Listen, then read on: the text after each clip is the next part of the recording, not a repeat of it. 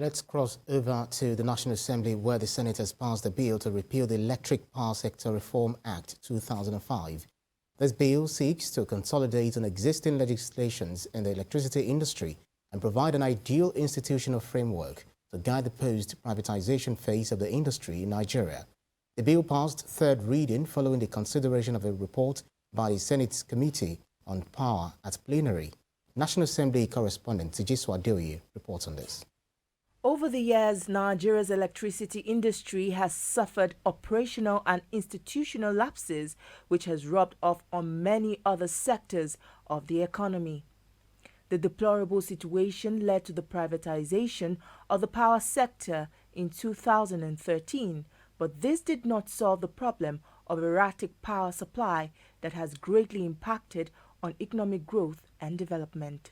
At the Senate's plenary, lawmakers considered a report of the Committee on Power to repeal and reenact a new legislation to provide an institutional framework for the post-privatization phase of the electricity industry. This bill seeks to consolidate all legislation in the Nigerian electricity supply industry and enact an Omnibus Electricity Act to provide for the ideal institutional framework that will guide the post-privatization phase of the industry. After the privatization, issues have arisen that needs an electricity act that take care of issues that were not anticipated in the first place. After an extensive consideration of the report, the Parliament dissolved into the Committee of a Whole for a clause-by-clause analysis of the bill, and then the bill was passed. The time has come, Mr. President, for us to take the courage and look at some of these policies, especially privatization that was inherited by this government. A situation where our collective wealth is given to some few people.